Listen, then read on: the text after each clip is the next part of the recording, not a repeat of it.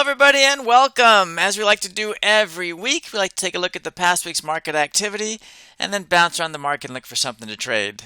Well, as you've seen, if you've been watching the market, we have been on a tear. This is the S&P 500, and for at least the last 2-3 weeks, it's pretty much been just going straight up. If we look at the NASDAQ, similar kind of scenario for an even longer trip. It looks like the last couple months at least, it's been on a tear, and still lagging behind is the IWM, the Russell. This has been on a bit of a tear the last couple of weeks, but you can see it's nowhere near like its highs compared to the other two. And volatility in the market. This is volatility. As the market goes up, volatility tends to go down. So the whole market as a whole is not a lot of volatility in there. So it's hard to find stocks that are volatile right now. No surprises. So what are we going to trade this week? We're going to go over to Shopify. And you can see right here, this was earnings, the last earnings cycle, and you can see it took a huge jump. And for the most part, it's been trickling up for the last few months ever since then. This down here is the next earnings. So volatility down here, it's decent. You know what I mean? Like I said, the volatility in the whole market is down. So this is where we kind of reset our expectations. I like to say greater than 50, less than 50 for selling and buying. But if the whole market is at like 5 or 10, then 20 might be our new high, or we just might have to get a little bit more aggressive. And in this case, I know it says 4, but the market's at around 5s, 10s, 20s. It's really like there is no high or low at this point. Everything's kind of just blah. So we can still choose to do any scenario we like. It's really just if it fits our parameters, and I'll show you what I mean by that. So if I go over here, you see earnings is on July 26th.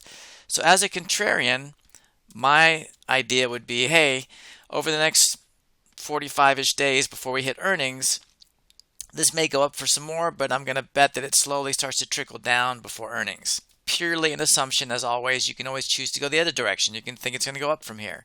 But as a contrarian, I always look when things are at highs and they've been on a bit of a tear, I tend to assume they're going to start to slow down and possibly turn around.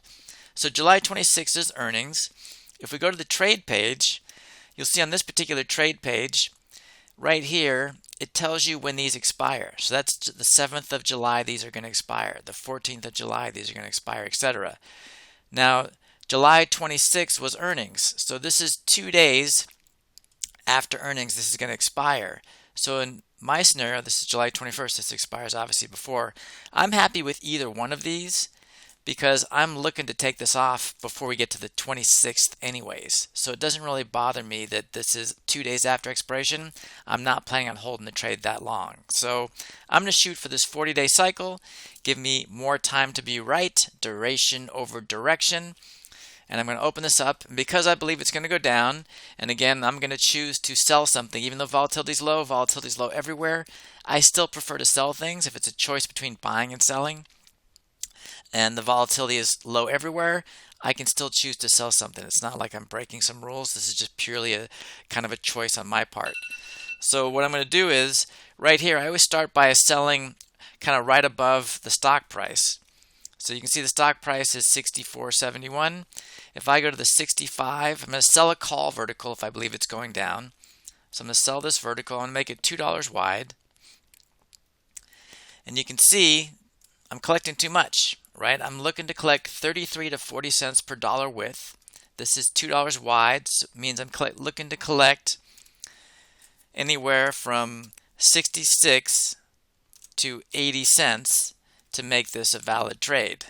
And in this case, this is too much. It breaks my rules. So all I do is I go further away. So in this case, I'm going to go up to 67. I'm going to go a couple more dollars away, and 69. And you can see now it fits my parameters. And that's how the rules force you to trade correctly. Because if you just make sure you're collecting the right amount of credit, 33 to 40 cents per dollar width, in this case between 66 and 80 cents, it automatically makes me move my strike prices further away. And when you go further away, that means your probability of profit is higher, because all I wanted to do is stay below 67. It's already at below 65, and that's why probabilities are higher.